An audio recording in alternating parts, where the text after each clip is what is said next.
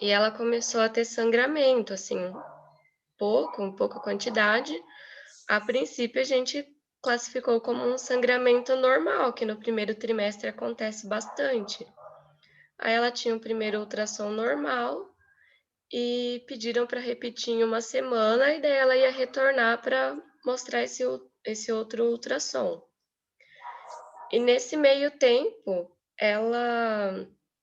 a gente recebeu uma denúncia anônima de que ela é da Umbanda e que antes de começar o ritual lá, não sei como eles chamam, eles tomam um chá que é alucinógeno, que é com várias ervas, que é para você se preparar para o ritual.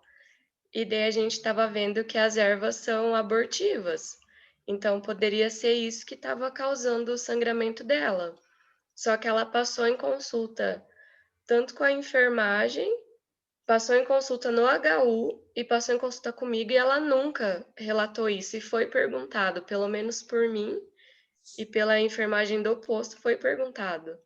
E quando ela voltou a me mostrar o ultrassom, eu perguntei daí, assim, diretamente, e ela falou que não.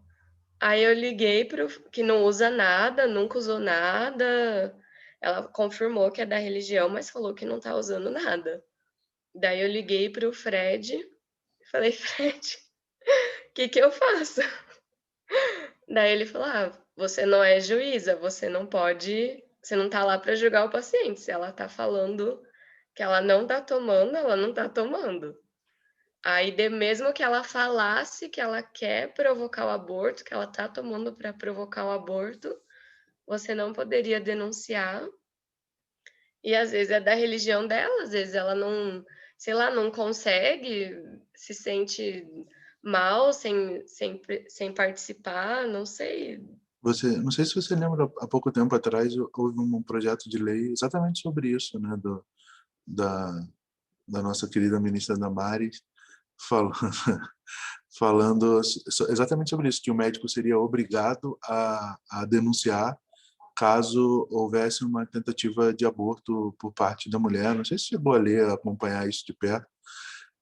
E as instituições médicas mesmo assim se posicionaram extremamente contra, né? Porque assim, o que vai acontecer? A mulher vai chegar lá no pronto-socorro, vai ter feito o uso do abortivo e vai negar para você, o que é uma complicação enorme, porque você não sabe que tipo de droga ela usou, que tipo de interação medicamentosa isso pode dar, etc. E ela vai negar porque você está sendo uma parte do Estado que vai policiá-la e vai prendê-la, porque é um crime. Então, a relação médico-paciente acabou. Assim, a nossa função não é de investigar ou de punir, né? A não ser em seres que não possam se defender por si próprio, né? Aí é uma outra coisa. Se tem uma criança, pode inclusive, nessa discussão de hoje aqui, a gente vai falar um pouco sobre isso, estipar o pátrio poder, né? Você, olha, você não tem mais poder sobre o seu filho porque eu suspeito que ele está sendo espancado, eu vou acionar o Ministério Público. Bom, aí é uma outra coisa. Agora, uma mulher que tentou o aborto, chegou para ela precisa de confiança para te dizer, olha, eu provoquei. Assim, e que isso fique em sigilo. Se depois alguém denunciar o Ministério Público for fazer algum tipo de investigação e, inclusive, te chamar, já tive colegas que foram chamados para depor, bom, se o nosso ministro hoje pode pedir para ficar em silêncio na CPI, você como médico fala assim, não, eu me abstenho do dever de responder, entendeu? Eu não preciso responder isso, eu não posso incriminar a minha paciente, eu não posso quebrar essa relação de confiança, isso não existe, isso é impossível, né? Senão não há razão de ser na relação médico-paciente. Então é um absurdo que essa ministra estava propondo, em nome de sei lá o que ela quer propor isso, mas é uma coisa absurdamente inconcebível em qualquer lugar civilizado do mundo. Como é que você vai depor contra a sua paciente, né? Como é que você vai ser um policial dentro do hospital? Essa não é a sua função. Então é realmente assustador, né? São algumas coisas que a essa altura do campeonato a gente ainda tem que discutir, né? Que é uma coisa tão óbvia quando o problema da obviedade disso é que para nós que estamos aqui é óbvio porque a gente gosta disso, né? Mas é impressionante que ainda tenha colegas que não consigam ver isso, que acham que eles são policiais, sim, que deveriam denunciar porque foi uma tentativa de aborto, não conseguem entender o que está por detrás disso, não é a minha crença, né? Novamente, a Carol faz uma cara de inacreditável quando eu digo isso. Assim, eu, por exemplo, sou terminantemente contra o aborto. Né? É um princípio meu, não consigo lidar com isso, mas jamais vou questionar se alguma mulher tentar fazer ou quiser fazer. Inclusive, eu acho que se fosse ginecologista, talvez fizesse, porque eu não me sentiria culpado. É ela, estou ajudando a ela, é uma outra coisa, entendeu? Talvez até fizesse, embora pessoalmente eu seja contra. Né? Então, assim, não estou ali para a minha posição, estou ali como médico, é diferente, cara. Então, sabe, são umas coisas que as pessoas não conseguem entender, assim, é sempre o meu, né? Assim, eu penso assim, então acho que o outro tem que pensar também, é bem complexo isso. Mas não vou me enrolar não, porque eu ainda tenho que ir no hospital, meninas. Quer passar o caso para a gente? Tá aqui, prof, deixa eu espelhar a tela para vocês. Uhum. Não sei como que eu vou fazer isso. Tem um share. Achei. Normalmente ele vai partilhar a tela. Foi? Foi. Isso. Então. MPF, 38 anos, casado, natural de Cabrobó, em Ceará, residente em Recanto das Emas, em Distrito Federal. Admitido no serviço de emergência do HU com quadro de dor em hipocôndrio esquerdo e cefaleia frontal há 13 dias. Posteriormente, associou-se febre com calafrios e um dia antes da internação apresentou epistaxe volumosa, necessitando de tamponamento nasal, além de dor em um terço superior do hemitórax esquerdo, ventilatório dependente. Ao exame físico, apresentava-se lúcido, orientado, hipocorado, taquicardíaco, porém hemodinamicamente estável, levemente dispneico e ansioso. Os exames laboratoriais foram compatíveis com o diagnóstico de leucemia aguda. Foi ainda solicitada transfusão de sangue total e concentrado de plaquetas. Logo à admissão ao hospital, o paciente comunicou à equipe médica que era testemunha de Jeová e, por isso, recusava-se terminantemente a receber o tratamento com sangue ou derivados, referindo que preferia morrer a receber o sangue, se isso era a vontade de Deus. Apresentando, inclusive, documento de identificação como pertencente à referida religião, prerrogativas antecipadas de não aceitação de doação de sangue. Sua posição foi apoiada por sua esposa, que também pertencia à mesma religião. Os demais familiares do paciente, sua mãe e irmãos, ao indagarem sobre a situação, posicionaram-se contrariamente ao paciente e sua esposa quanto à realização da hemotransfusão, tentando exaustivamente convencer o mesmo a submeter-se ao tratamento indicado sem sucesso. Após algumas horas no hospital, o paciente passou a apresentar piora da dispneia e otorragia, porém mantendo-se lúcido. Os familiares do paciente, sua mãe e irmãos, resolveram recorrer à justiça e conseguiram um despacho judicial autorizando o hospital a realizar a hemotransfusão e quaisquer outros procedimentos que julgassem necessários, sob o risco de ser considerado negligente. Por sua vez, o hospital também solicitou limiar judicial autorizando a realização dos procedimentos após a consulta ao CRM do Distrito Federal. Entretanto, mesmo com a limiar judicial autorizando a realização dos procedimentos, mesmo com a autorização judicial, os integrantes da equipe de enfermagem entraram em contradição se deveriam ou não administrar o hemocomponente, cabendo ao enfermeiro solucionar o dilema ético. Vocês têm uma ideia de quantos dilemas tem aqui, né? Você pode deixar na tela, não tem problema, né? Primeiro, a questão da família, né? Já é um problema, né? Porque uma parte quer e a outra parte não quer. Mas aqui eu acho que não é nem tanto um dilema ético tão grande assim, porque afinal de contas o paciente está lúcido e mesmo que não tivesse a responsável legal por ele é a esposa. Isso não tem discussão, por mais confusão que daria com os familiares, irmãos e mãe, aí é um problema da esposa com essa família, né? Mas aqui no caso o paciente ainda está lúcido, então não é nenhuma questão tão grande assim. Mas eu acho que tem algumas coisas muito interessantes, por exemplo, a questão da enfermagem, né? Eu estou falando assim, a enfermagem deve ou não administrar? Você percebe o conflito ético que é nisso? Porque assim, houve uma prescrição médica. E a enfermagem pode se recusar a seguir a prescrição médica?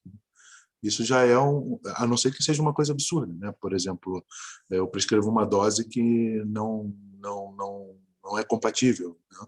E aí a enfermagem tem todo o direito de questionar, olha, isso aqui não é uma dose padrão, se eu tenho certeza do que está fazendo, isso já aconteceu várias vezes, você erra na prescrição, né?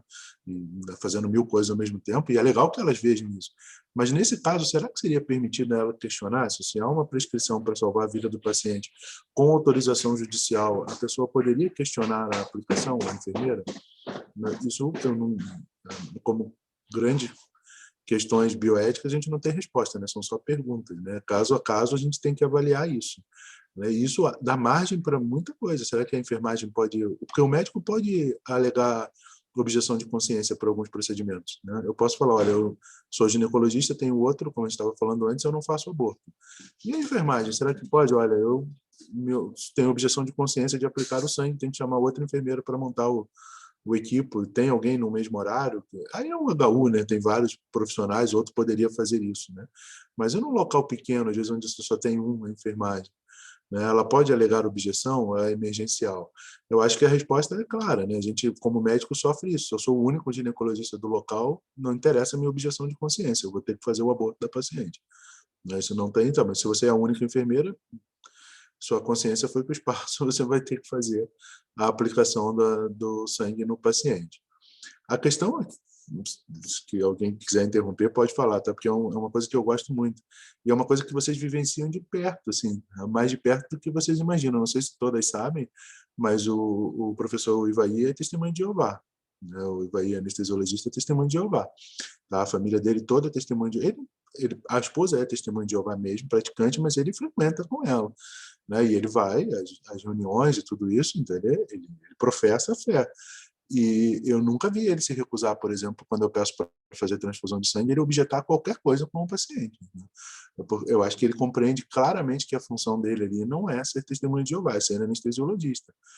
Mas a gente já teve foi muito engraçado, legal ao mesmo tempo, né? Porque é um amigo. Já tivemos num caso oposto, eu tive um paciente com neoplasia cerebral que era da igreja dele e quem assessorava o paciente era o Ivaí, do ponto de vista médico, e eu falei como objeção de consciência. Era um caso que eu acho que é uma coisa que a gente pode debater aqui também, que era um caso eletivo. Né? Era um paciente me procurou com uma neoplasia cerebral, a cirurgia seria uma cirurgia eletiva, era uma cirurgia cerebral de um meningioma, que é um tumor benigno, mas potencialmente sangrativo, tá? E eu falei para ele, eu não vou lhe operar porque o senhor não quer aceitar o sangue. A minha consciência me diz que eu não posso fazer esse tipo de intervenção correndo esse risco. O senhor é uma cirurgia eletiva, então o senhor tem outros colegas na cidade, o senhor pode procurar, ou de forma eletiva pode procurar, por exemplo, um hospital das Testemunhas de Jeová e fazer essa cirurgia lá, porque não é uma emergência. Agora, nesse caso aqui, é uma emergência. Né? É uma emergência de um homem maior de idade consciente, tá? Mas em caso de que se negou a receber, mas em caso de risco para a vida do paciente, o médico tem direito de prescrever? A grande discussão legal e ética aqui nós temos o direito de passar por cima da consciência desse paciente? Essas discussões vão muito aos tribunais, como foi o caso. E o entendimento ainda no Brasil dos tribunais é o seguinte, o médico tem dever prima facie de preservar a vida do paciente. O que é um dever prima facie? Um termo que a gente usa em bioética, que diz assim, esse dever tem preferência em relação a outras questões. Então, assim, eu sou obrigado a respeitar a autonomia do paciente, eu sou obrigado a respeitar as crenças do paciente, sim, isso são deveres do médico. Mas o dever principal do médico é preservar a vida do paciente. Então, num caso de emergência, você poderia, teoricamente, transfundir esse paciente. Isso depois iria a julgamento, mas dificilmente um juiz te condenaria, porque você alegaria como dever prima facie. Porque entenda-se da seguinte maneira, assim como o paciente professa a fé dele do ponto de vista religioso, o médico professa seu juramento de salvar a vida a qualquer preço. É prima facie. Ele pode querer até mesmo abrir mão da vida dele, porque ele prometeu isso à religiosidade dele. E nós, como médicos, não podemos abrir mão de salvar a vida dele porque juramos isso para a nossa profissão. Então, num momento de emergência, esse dever prima facie do médico absolve o médico desde que bastante, como é que eu vou dizer assim, justificado a necessidade da transfusão. Num caso desse aqui, não tem discussão de que o paciente precisava ser transfundido, mas às vezes tem aquele caso que tu fica em dúvida, entendeu ou não? Então você precisa de outros colegas, uma equipe de bioética do hospital atestando junto contigo que era necessária a transfusão, porque aí você não terá problemas legais do ponto de vista por ter agido como um dever prima facie. Estou falando de uma questão legal, né? Não de uma questão ética, porque eu, particularmente, minha consciência sempre ficaria pesada num caso desse de não ter respeitado a crença do paciente. Eu tenho uma tendência sempre pessoal minha a respeitar a crença do paciente. Mas, novamente, eu não posso entrar a minha crença pessoal. Se o paciente está morrendo, eu jurei que eu ia salvar a vida dele. Então, você, teoricamente, tem autorização para fazer essa transfusão. Porque alguns bioeticistas no Brasil, inclusive ligados ao direito, eles consideram que a responsabilidade de respeitar a consciência religiosa do paciente vai até o momento em que a vida do paciente entra em risco. A partir desse momento, é uma responsabilidade do médico agir sobre isso. Tá? Não sei se vocês leram alguma coisa, querem comentar alguma coisa sobre o caso. Podem falar, eu tenho certeza que No vocês caso têm. ali era uma emergência, né? Você não teria tempo de estudar, de pesquisar nada. Mas os Testemunhos de Jeová, eles têm um financiamento super legal de pesquisas que trabalham essas alternativas, né? A hemotransfusão e coisas que seriam aceitáveis do ponto de vista religioso. Quando a gente estudou os Testemunhos de Jeová na Liga, que todo ano a gente passa pelas religiões e ela sempre é citada. Até sabendo que o professor Ivaí talvez a gente conseguisse convidá-lo para conversar com a gente, né? Para a gente ter um ponto de vista de um médico Testemunho de Jeová. E esse banco de dados é sempre uma surpresa, né? Porque como os ligantes eles se renovam todo ano, é uma surpresa muito grande. As pessoas não imaginam que isso acontece, pensam que é simplesmente eu me nego porque sim e eu não vou aceitar porque eu não quero. Mas não, é uma religião que tem essa crença realmente e que vai em busca de alternativas, porque não é estou querendo abrir mão da minha vida, mas eu não quero abrir mão da minha salvação. E eu acho que para mim isso também pesaria muito. Mas, como o professor falou, a nossa vida ela não pertence a gente, ela pertence ao Estado. A partir do momento que eu tenho que defender o bem do Estado, o Estado ele vai vir me cobrar disso. Então, legalmente, eu tenho que tomar as atitudes que foram preconizadas ali, principalmente pelo fato de haver duas determinações judiciais pela hemotransfusão, né? Eu tenho 2 amparos legais que me obrigam a fazer isso. E o quanto, embora não seja ético do meu ponto de vista, ele é um dever. Nem sempre a gente vai poder agir de acordo com a ética que a gente gostaria. Por exemplo, nessa questão da queridíssima ministra Damares, se isso fosse aprovado, eu teria que agir como um braço policial do Estado. E isso não é de acordo com o que eu acredito, mas é um dever legal que vai ser a mim atribuído. Né? Como a gente não concorda com tantas outras coisas, e a gente tem que fazer da mesma forma. Sim. Isso é uma das questões, assim, porque as pessoas esquecem, principalmente no Brasil, né, que a gente tem o SUS tem a participação do setor privado, o médico é um profissional autônomo, né, diferente de outros países onde tudo é ligado a uma medicina do Estado, né, fornecida pelo governo, mas, de qualquer maneira, a gente é um profissional que representa o Estado, e o Estado ele é laico, né, ele pode não ser ateu, mas é laico. Né? Você representa isso, você, o policial, o professor, nós representamos o Estado e aquilo que a sociedade acredita. Nós podemos ter nossas convicções pessoais, inclusive com direitos à desobediência civil em certos casos, como objeção de consciência, desde que eu tenha outra pessoa que faça. Aí, nesse momento isso fica muito claro. Não, eu não vou fazer o aborto nunca. Tudo bem, eu não vou fazer nunca porque eu tenho outro ginecologista na cidade que faz, mas se não tiver, meu amigo, você vai fazer, porque o Estado vai te obrigar, o outro vai para a cadeia, não tem conversa sobre isso. Né? Então, você é um representante do Estado. Então, eu acho que isso tem que estar claro. E como representante do Estado, então a gente entra nessa questão do dever prima facie. Né? Como representante médico do Estado, meu dever prima facie é preservar a vida. Nesses casos, aqui é uma emergência, o paciente acabou caindo no hospital, ainda mais no hospital público, né, que é um hospital universitário. Mas nesses casos, quando não é de urgência, o que você pode fazer em cidades grandes, esses pacientes, como a Suzana falou, tem uma organização absurdamente grande. Né? Esse paciente que tinha um tumor cerebral, por exemplo, ele tinha uma lista de coisas para substitutivas, com trabalho científico, para substituição de sangue, um monte de coisa. E no caso dele, eu falei, olha, se eu fosse você, eu não me sinto, a minha objeção de consciência, vou te deixar claro que você é uma cirurgia eletiva, vai procurar, por exemplo, o Hospital Samaritano lá no Rio, eu trabalhei lá, é um hospital de testemunhos de Jeová enorme, então vai operar lá, né?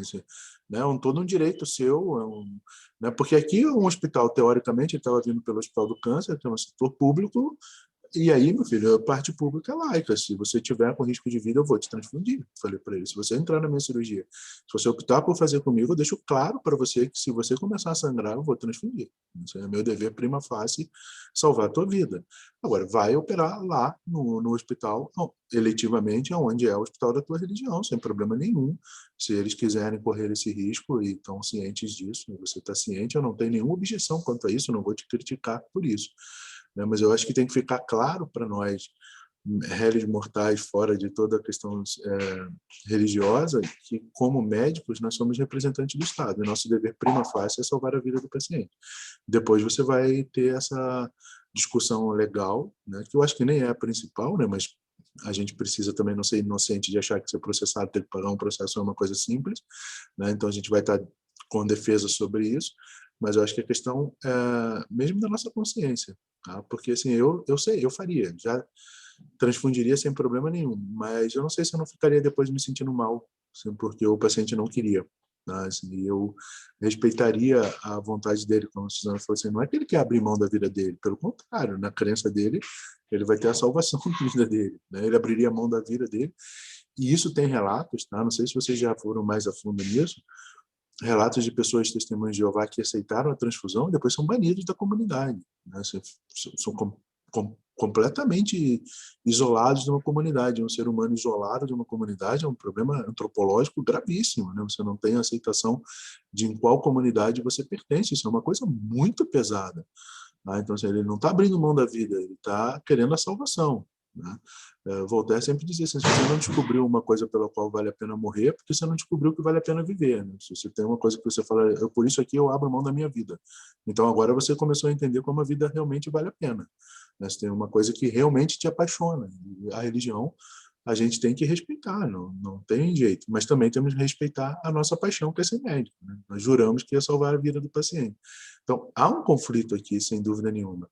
E, nesse caso, numa emergência, eu sigo, não sei se vocês conhecem um bioeticista muito famoso da Universidade de Brasília, chamado Volney Garrafa. O professor Garrafa, ele diz exatamente isso. Assim, no momento da emergência, o médico deve agir com o dever prima facie salvar a vida do paciente. Esse é o meu entendimento bioético e como qualquer bioeticista pode dizer para vocês, assim, não existe decisão bioética excelente, né? Existem decisões bioéticas boas. Né? Assim, boa não significa excelente. Inclusive, algumas vezes, como dizia um professor meu, assim, o bom é inimigo do ótimo. Tá? Se está bom, não tenta fazer ficar ótimo, que vai acabar complicando mais ainda. Então, tá bom, é o que a gente pode fazer. Então, que esteja claro que numa situação de emergência, tanto que existem juízes de plantão, né? Essas liminares são dadas rapidamente, porque você, olha, eu tenho um paciente testemunho de Jeová, preciso transfundir. O juiz imediatamente te libera, porque já tem um consenso legal de que isso é um dever prima facie do médico e do hospital. Ninguém vai questionar isso. Tá? Depois virá o questionamento por parte da família. Mas aí, por que a minha consciência fica objetando? Exatamente por isso que a gente falou, assim, porque você transfundiu, tá? Você fez o seu dever prima facie. E o que vai ser desse paciente depois? Como é que esse paciente volta para a comunidade dele? Aí ele vai dizer, não, mas eu não queria. Tudo bem, você não queria, mas foi feito. E se vocês já leram, acho que a Suzana deve ter lido, mas a parte do testemunho de Jeová, eles têm muito... Eu particularmente, acho que a Bíblia não deve servir como fundamento para nenhuma lei, mas se você for ler, está escrito no Gênesis, tu vai se abster de sangue, vai fazer... Tá escrito lá. Né? É que a gente tem uma relação com a religiosidade muito fácil, né? Eu sempre brinco com os colegas assim, eu falo assim, não, porque Jesus... Eu falo assim, você leu mesmo o que está escrito no Novo Testamento? Né? Tipo, é mais fácil o camelo passar pelo buraco de uma agulha do que o rico entrar no céu? Né? Alguém leu realmente isso? Né? Ou quando Jesus disse, quer me seguir? Vende tudo que tu tem, dá para os pobres e me segue. Alguém leu essa parte? Né? Essa parte a gente pula quando não incomoda. Né? O problema é que eles não pularam essa parte do sangue, eles estão levando isso a sério.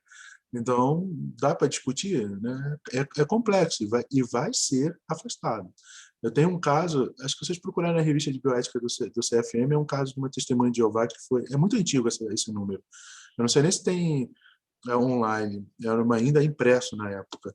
E era exatamente de uma psicóloga acompanhando um paciente que foi transfundido. Como ele não conseguiu voltar para a comunidade dele, como por sorte desse paciente, a esposa não era testemunha de Jeová, então ele teve que se reinserir em toda uma nova vida, mas ele não conseguiu voltar para a comunidade dele. E, inclusive, a esposa ficou marcada pela comunidade por ter autorizado. Não foi ela que autorizou para salvar a vida E do um marido. caso de um adolescente que a ordem judicial dizia transfunde, foi transfundido, e a família passou a rejeitar esse adolescente. Não o expulsou de casa, mas assim que ele fez 18 anos, eles falaram: tchau, você não vai ser salvo, você não pode morar com a gente. E era um relato desse acompanhamento psicoterapêutico desse adolescente, que tentou suicídio várias vezes, que entrou numa depressão com refratária a medicações, porque, claro, a causa dele não ia ser resolvida com terapia, né? Não. Então, assim, tudo bem, a gente vai salvar a vida dele, mas a que custo? Que vida que a gente está salvando? Qual é o malefício e as consequências que a gente vai provocar com essa ação, que é judicial, que não é médica? Porque, assim, se um paciente chega para mim com um quadro de neoplasia metastática e etc., eu não vou ficar investindo nesse paciente com um tratamento curativo. Por que esse paciente, por ter uma contraindicação, mesmo que espiritual, ele não pode ser paliativo?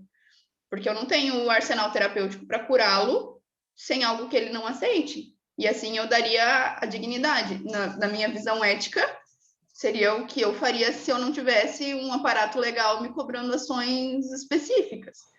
Né? A minha indicação médica, a minha indicação profissional seria a dignidade, né? Porque eu acho que seria um não malefício, que também está no meu juramento, mas que não é por isso que eu vou ser julgada. Principalmente o primo non nocere, né? Primeiro, não prejudica o seu paciente. Mas eu acho que a grande questão aqui, né, que eu acho que esse entendimento de que a gente deve respeitar hoje em dia, eu acho que isso já está bem mais claro quando é eletivo, né? Eu acho que o grande problema aqui é a emergência, né? Que aí a emergência, o cara está morrendo na tua frente, você sabe que é uma coisa passível de ser revertida e de resolver o problema dele. Não estou dizendo, talvez, numa leucemia que o prognóstico pode ser ruim, não estou dizendo isso. Mas eu estou dizendo, assim, por exemplo, numa hemorragia. Sofreu um trauma, está com uma hemorragia, você sabe que a transfusão vai salvar a vida dele. Não tem discussão quanto a isso, entendeu?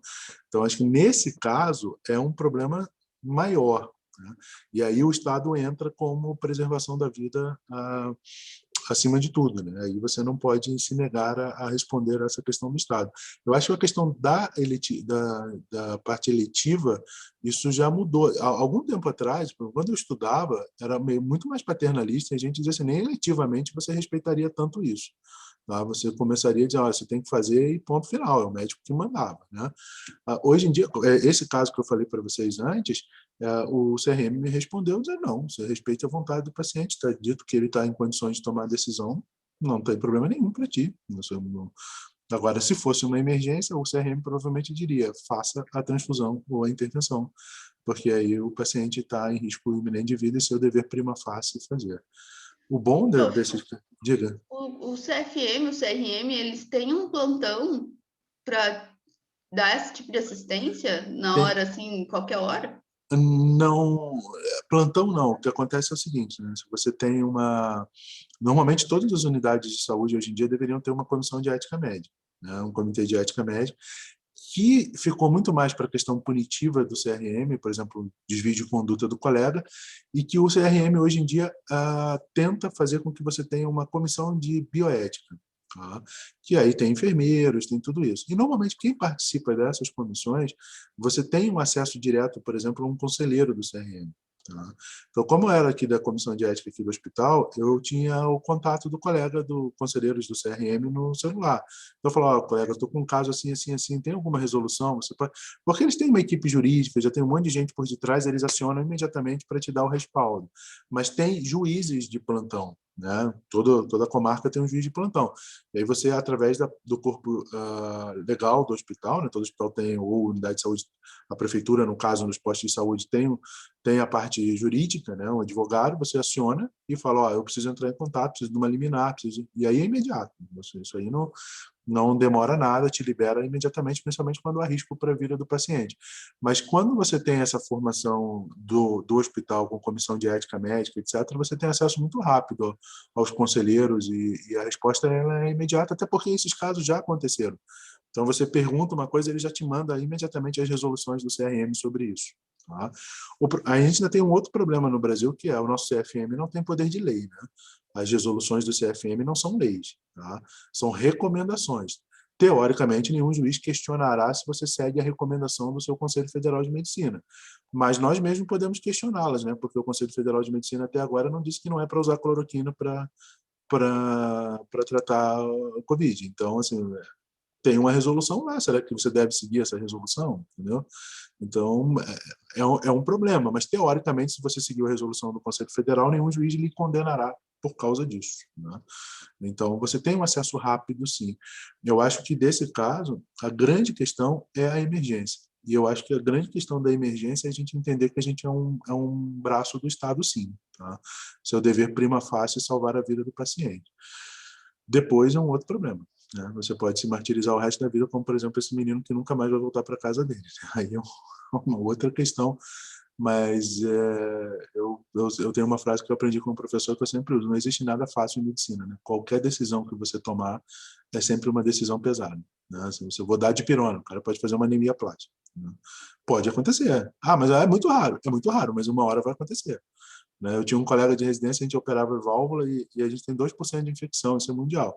E eu me lembro dele falando uma vez assim: até hoje eu nunca tive uma infecção. Aí o nosso coordenador da residência perguntou: tá, e quantas você já fez? Fiz 80 e pouco. Eu espero chegar a 100 que você vai ter duas. Isso é estatística mundial, não tem jeito, uma hora vai acontecer. Então, toda decisão que você tomar vai ter uma complicação, né? E não existe nada fácil aqui, né? E aí, não adianta nem tentar se isentar nessa questão assim: não, o Estado manda, dever prima facie. Tudo bem, cara, o Estado manda, mas você é um ser humano, né? Você tem a sua consciência depois, né? E a gente, até como médico, consegue fugir, né? Eu sempre digo que a pior profissão do mundo é ser assistente social, né? Ser assistente social, a gente prescreve um remédio, não tem no SUS, não é problema meu, a assistente social resolve, deixa que ela resolva, você não mergulha nisso. Mas elas mergulham nisso o dia inteiro, né? Cara, a única coisa que eu não queria no mundo era ser assistente social. Pelo amor de Deus, é muita loucura. A gente pode tentar se blindar um pouco aqui ainda, né? Então, assim, eu estou amparado legalmente, eu estou amparado dessa forma, mas a nossa consciência é muito forte isso, né? Eu acho Muito que eu forte. falei pro Fred, não lembro se eu falei, que eu tenho a impressão que o trabalho do médico é falar não o dia inteiro. Eu chego em casa depois da residência e eu tenho a impressão que eu fiquei falando não o dia inteiro. E às vezes é pesado, porque às vezes você tem que falar não para E você teve... o protocolo é esse, Sim. mas a pessoa quer outra coisa. Uhum. Você tem que falar não, mas aí você, tipo, Isso, decepcionar a pessoa, fazer isso. diferente do que ela quer, e Mas você você tem que vê na deixar cara bem dela claro, né, isso, cara? é muito difícil. Muito. Aí, nesse E- caso aí, você vai decepcionar a pessoa, a família dela. Você é um braço do Estado, mas é muito difícil depois Mas você a agora, como você, a você pessoa vai passar consegue. muito por isso agora, eu já estou passando, que é pedido de atestado de comorbidade para tomar a vacina da Covid, né? O paciente vem: eu tenho uma doença. Você fala: sim, mas a sua doença não se encaixa no protocolo, está aqui o protocolo, não é? Mas não dá para mudar o CID para eu poder tomar. Não, não dá, isso é um crime, né? É um crime você fazer isso. As pessoas, é aquela famosa discussão, né, de que é corrupção, o que não é, né? Assim, desde que seja a meu favor, não é corrupção, né? Então, assim, claro que é um crime, né? Eu não posso mudar um diagnóstico, um CID, para te favorecer numa fila da vacina. Tem pessoas que realmente têm aquele diagnóstico, aquele CID, que precisam dessa vacina, né? Então, há um programa nacional de imunização, isso não foi feito do nada, essas patologias que estão associadas à maior mortalidade precisam ter à frente. Eu gostaria que pudesse vacinar todo mundo, mas as pessoas nunca se fazem a pergunta principal por detrás, né? A pergunta principal por detrás é: por que não tem vacina para todo mundo? Né? Essa é a pergunta principal. E não: eu vou pegar um atestado para eu passar na frente. E aqueles que não tiveram, por que não tem? Né? Essa é a grande pergunta. Né? Se isso aqui é mais fácil, você pegar. Então, você vai passar por isso, cara. Eu vou ter que dizer não todo dia. Essa semana foram 4 só no meu consultório. Ela fala: não, não vai. E é nítido que eles vão ficar chateados contigo. Mas não custava nada fazer um CIDzinho assim. Claro que custa. Tem muita coisa envolvida nisso. Tá? Eu acho que a gente não pode... acho que a questão é, eu não posso me esconder atrás do fato de que eu tenho uma legislação e que eu sou representante do Estado para dizer que isso afetou a minha consciência. Mas é óbvio que eu preciso usar um protocolo, né, que é uma alocação de recursos escassos. A gente não tem para todo mundo, nós temos que usar um protocolo para alocar esses recursos. Né? E como é que não serão? Desde que isso seja claro e dito às claras, eu não vejo nenhum problema quanto a isso, no sentido de, ó, eu não tenho para todo mundo. Uma outra discussão é, por que eu não tenho para todo mundo? Né?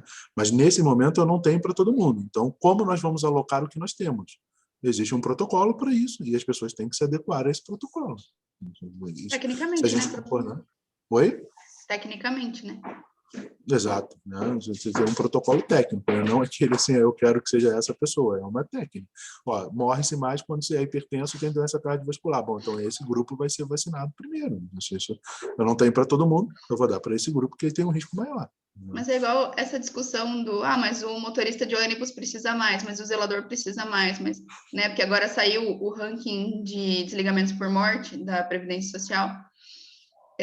Só que assim, se você parar para analisar, todo mundo teria que ser vacinado antes, de algum ponto de vista. Sim. Mas não é com base nisso que a gente tem que decidir. Existe um protocolo estabelecido para que as ações sejam padronizadas, para que seja possível alocar os recursos de forma organizada. Só isso, não é... O Estado não está negando a vacina para alguém, mas ele está organizando de forma a realocar justamente esses recursos tão escassos. A questão é por que eles são escassos, sendo que, né, a gente teria condições de estar com a população brasileira inteira vacinada no ano passado. Sim. Se a gente parar para analisar o nosso sistema de saúde, sim, como o SUS atende, né, como ele abraça essa comunidade, todo mundo já estaria vacinado, mas isso ninguém se pergunta. É porque eu não recebi, porque o meu vizinho não recebeu. Mas daí o problema não pode ser visto só dentro de casa. Você tem um ponto de vista muito pequeno, muito fechado. De forma nenhuma, não tem como você analisar só por esse viés, né? Tem várias outras questões que a gente precisa discutir e avaliar mais profundamente, né? Isso eu não tenho a menor dúvida. Agora, é sempre mais fácil você analisar pelo viés superficial, né?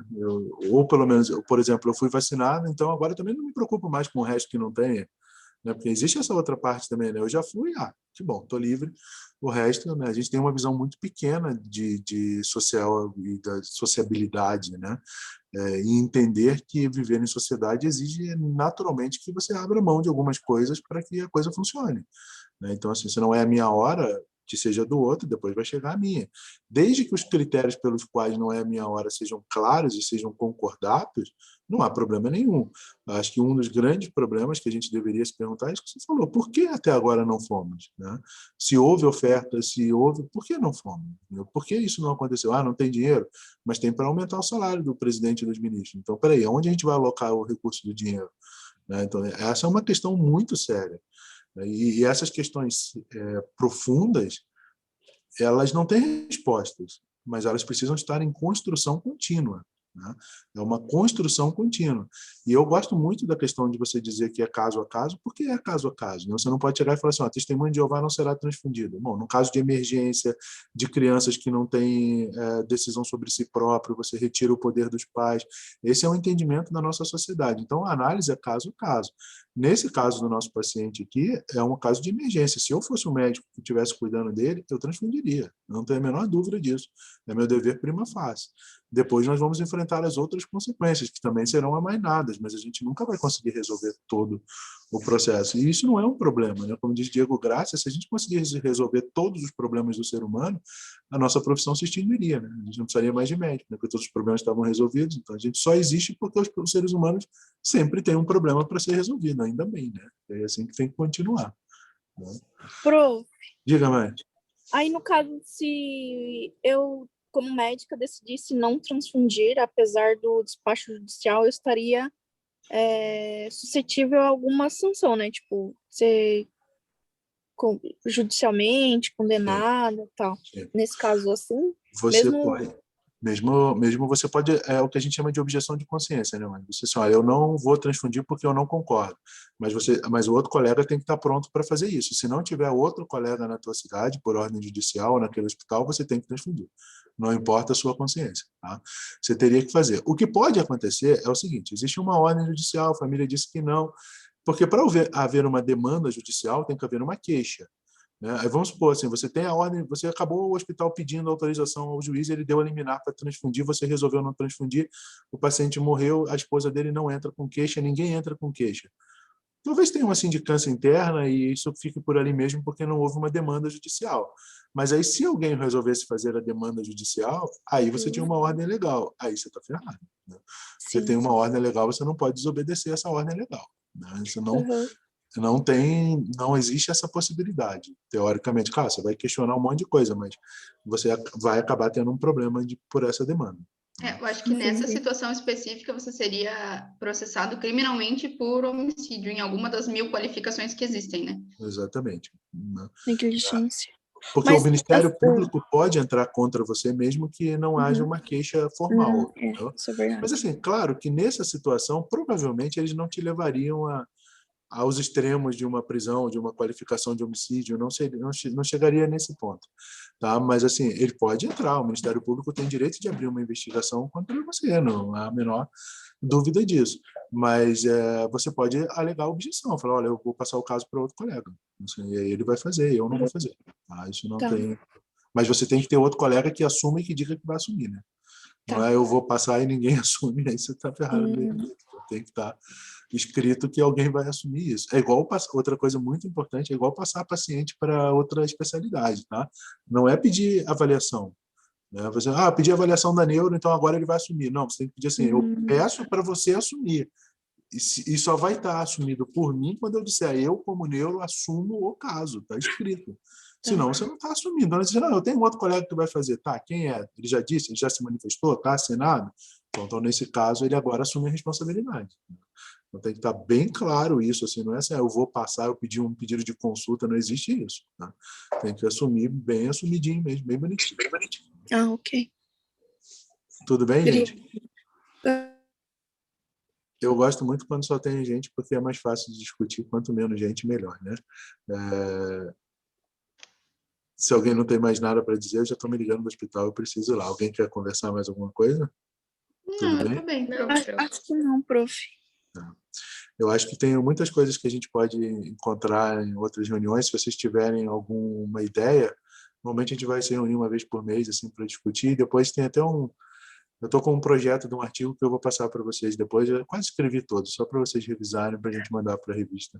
Depois já está quase pronto já, e eu mando para vocês. Para a gente também fazer um artigo do nosso grupo, que é sempre legal a gente fazer, né? Para publicar, ter publicação. Então vamos pensando aí, vamos dar uns 15 dias, vocês vão mandando ideias, a gente escolhe um tema para o próximo encontro. Aí a gente marca uma data quando todo mundo puder, tá bom? Tá bom, Menina, ok. Obrigado para vocês também. Até mais, gente. Tchau, tchau. Tchau.